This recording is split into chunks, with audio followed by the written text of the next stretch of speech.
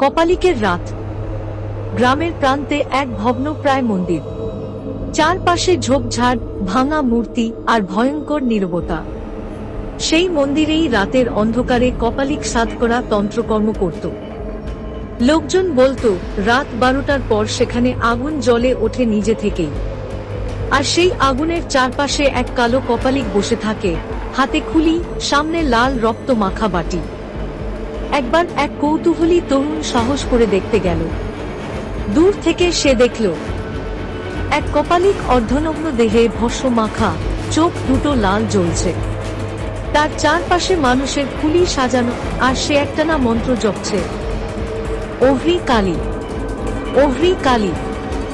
হঠাৎ বাতাস ঝড়ের মতো বইতে লাগলো, আগুন আরো উঁচু হয়ে উঠল।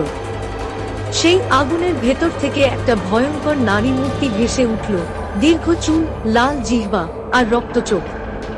তরুণ চিৎকার করে দৌড়ে পালাল।